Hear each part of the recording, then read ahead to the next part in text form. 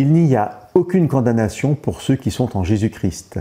En effet, la loi de l'Esprit de la vie en Jésus-Christ t'a libéré de la loi du péché et de la mort.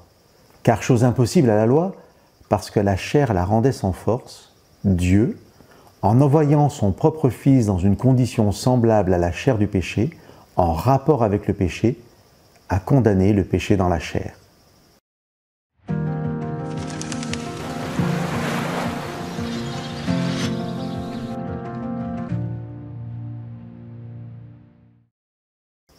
La Bible, la parole de Dieu, nous révèle que le salut n'est possible qu'en Jésus-Christ. Dieu n'a pas d'autre désir pour nous que nous passions l'éternité avec lui.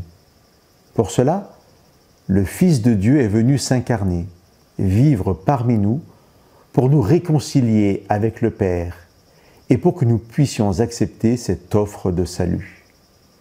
Jésus est venu régler le problème qui nous empêchait d'être sauvés.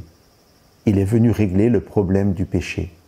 Le péché est tout ce qui est contraire à l'amour de Dieu. Il est désobéissance à la loi de Dieu. Car la loi de Dieu exprime le caractère d'amour de Dieu. Elle exprime parfaitement sa justice.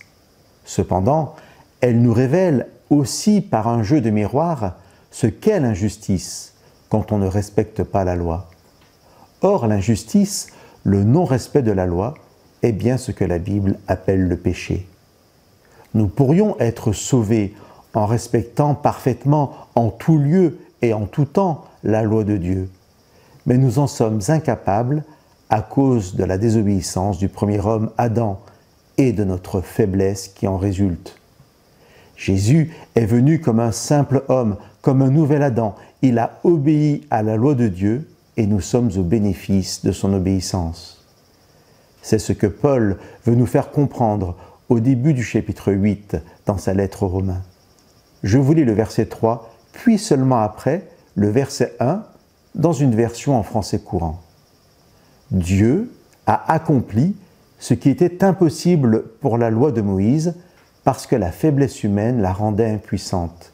Pour enlever le péché, Dieu a condamné le péché dans la nature humaine en envoyant son propre Fils vivre dans une condition semblable à celle de l'homme pécheur. Dieu a accompli cela pour que les exigences de la loi soient réalisées en nous, qui vivons non plus selon notre propre nature, mais selon l'Esprit Saint. Maintenant donc, il n'y a plus de condamnation pour ceux qui sont unis à Jésus-Christ. Il y a des passages difficiles à comprendre dans la parole de Dieu. Le début du chapitre 8 peut aisément en faire partie. Nous pouvons lire les versets 2 à 8, les lire et les relire et éprouver de la difficulté à saisir l'argumentation de Paul. C'est peut-être pour cela que Paul commence par la conclusion de sa démonstration. Et je vous relis le verset 1. « Il n'y a maintenant aucune condamnation pour ceux qui sont en Jésus-Christ. » Il y a des œuvres d'art si belles que la grande majorité de ceux qui les contemplent reconnaissent leur beauté, même si peu comprennent les techniques employées pour réaliser de tels chefs-d'œuvre. Chers amis, même si nous ne comprenons pas tout ce que Jésus a accompli, pourquoi et comment il l'a accompli, entendons et accueillons par la foi cette œuvre merveilleuse que la parole nous fait contempler.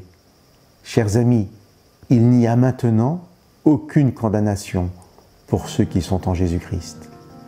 Que Dieu vous bénisse.